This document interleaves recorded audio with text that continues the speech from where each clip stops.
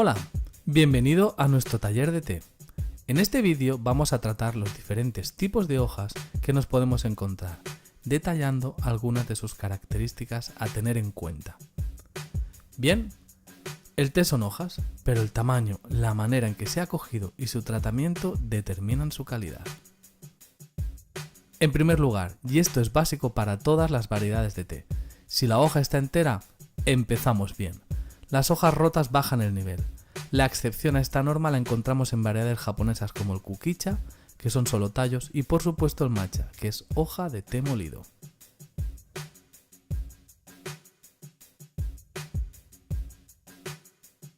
En el té blanco, las hojas se muestran sueltas pero enteras, tanto en la variedad Baemutan, que parecen hojas de árbol, como en sus formas más puntiagudas, como es el caso del té Bai Hao Yinchen.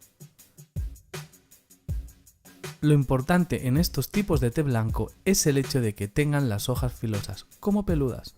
Esto es señal de auténtico té blanco de calidad.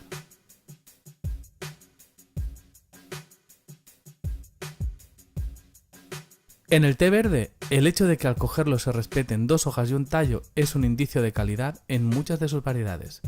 Es el llamado Imperial Picking, y es en estos tipos de té fresco donde se ve y se nota de una manera más clara.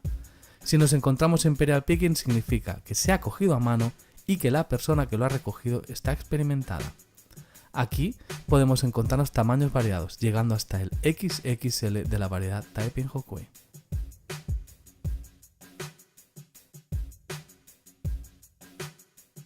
Pasando al té oolong, por norma general vienen hojas enrolladas. En las variedades chinas suele ser hoja individual, intercalando con dos hojas y tallo. Pero en las de Taiwán nos llegamos a encontrar dos hojas, tallo y hasta parte de la rama. El hecho que incluya mucha rama no es del todo bueno. Al igual que en el té verde, nos lo podemos encontrar en polvo recubriendo una hoja de té, como es el caso del Lang Guyuan.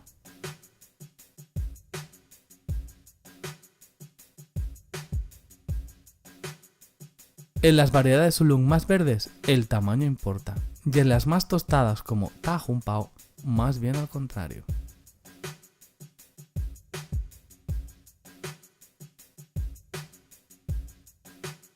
Pasando al té negro, llamado té rojo en China, las hojas se muestran sueltas de manera individual. En estas variedades de té fermentado, un tamaño reducido o de tamaño moderado se valora mejor.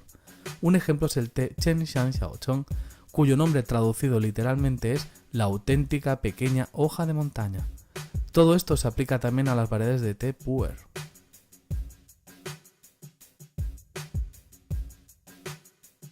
Bien, volviendo al principio y a modo de resumen, si la hoja está entera es un buen indicio. A partir de ahí, un tamaño moderado también es una buena señal de calidad, con algunas excepciones comentadas. Bien, hasta aquí nuestro taller de hoy.